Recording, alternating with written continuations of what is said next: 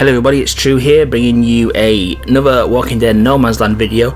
This one is a bit of exclusive news about some major changes coming to the Outpost raids, dropping in version 2.1 of the game. Now, just a little bit of a disclaimer here, this is all based on a list of items that we've got, of changes that are coming for Outposts. I'm not actually playing the new version of the game, so this is just purely speculation on my part what these changes actually entail. So the first major change is you are no longer going to lose trade goods when you actually raided, which can only be a good thing really in my opinion, because you are not going to wake up in the morning, find out you've been raided a couple of times overnight and lost thousands of trade goods which you've been squirreling away to buy that latest expensive crate in the trade goods shop. So fantastic change in my opinion. Probably the most significant change is the raids have been streamlined. There's going to be a modified layout. Now I sought clarification on what that actually meant, and basically the maps are going to be smaller. They're going to be less maze-like. There's only actually going to be one flag to now capture outside the base, and because of that a lot of the areas, like offshoot areas where the other flags would have been, are obviously redundant now. So it's going to be a more straightforward map type. Now I can see some positives with that, in that it's going to streamline like they're trying to do and speed up the raids, but on the flip side of that it's going to make the Walker defense team even less effective than they are currently. I mean, currently if you've got everything maxed out, you can have maximum level walkers of 19, which is equivalent to your survivor level. However, your survivors, even with pretty basic gear, can quite comfortably handle walkers up to level 22. So the level 19 walkers were already a little bit cannon fodder, to be honest with you. And if the levels are less maze-like, then that little sneaky attack you may get with a fatty walker stunning an opponent, that's not going to be there anymore. And I think they really need to up the walker levels to at least +3 the survivor level to make the walker defense team actually relevant again. Now, some other changes in regards to exiting a raid. If you flee from combat, it no longer requires you to choose someone to sacrifice. So basically you had to pick somebody to take heavy injury, which was usually a 2-3 hour wait in the hospital to get them back, and you no longer need to do that. Now if you flee before capturing the first flag, or the only flag as it's going to be, it will result in you as the attacking team losing influence, but you'll still take no injury. So that's to prevent people logging into an outpost and thinking, oh no, don't fancy that, and quitting out. Now the flag's going to be mandatory first objective before you can actually open the gate. Now I thought that was the case anyway, apparently not. So okay, so you've got to capture the flag before opening the gate. The reward system is going to change.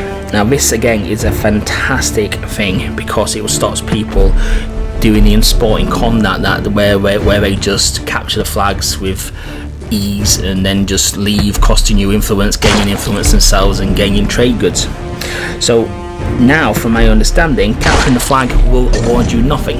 In order to get awarded influence from winning the raid, you have to kill all the defenders rather.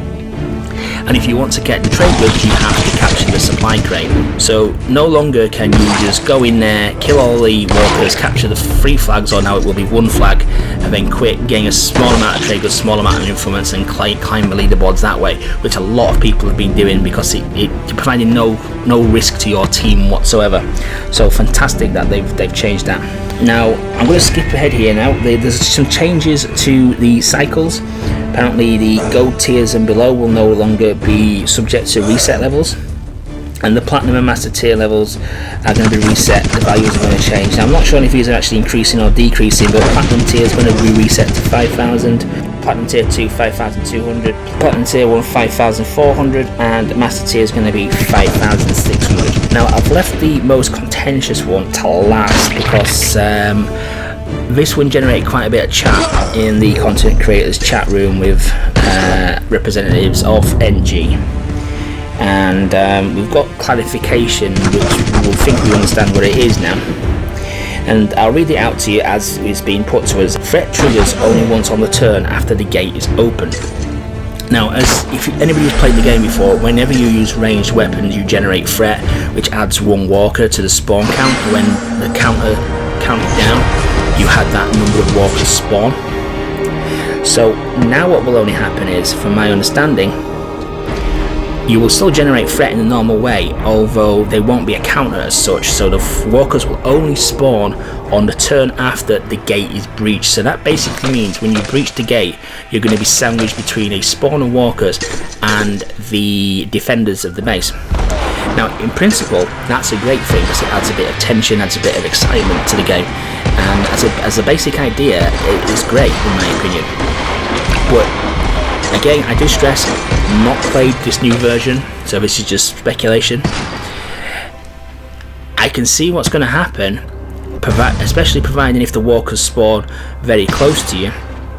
It's going to negate your attacking team's Overwatch abilities, because as we know, Overwatch works by attacking the first thing that walks into the survivor's Overwatch zone, and as the walkers act first, that's most likely going to be a walker.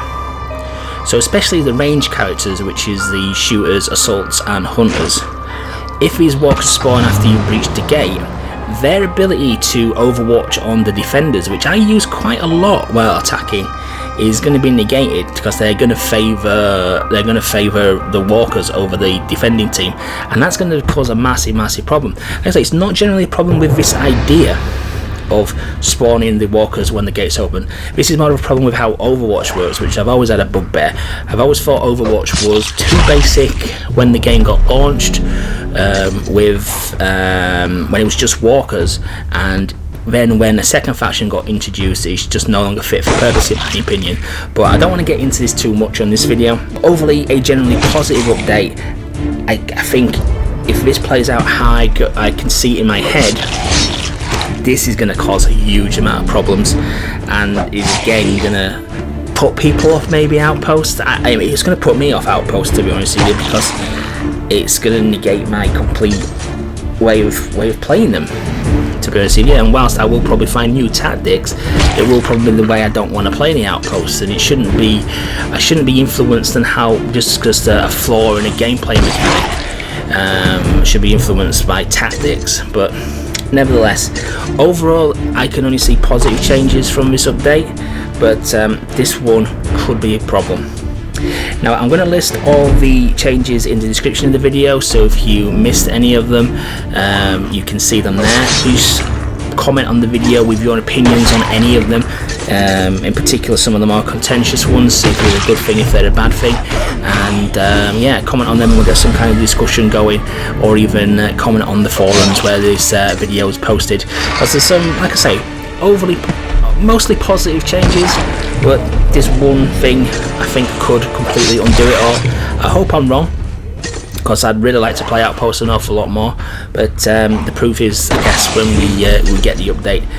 One interesting side note as well, it does mention that the tier, going back to the cycle tier changes, it does mention on this list of bullet points I have here that the tier resets will be changed for cycle 11, which starts on the 7th of September. So does that indicate we're going to get version 2.1 around that day? I don't know.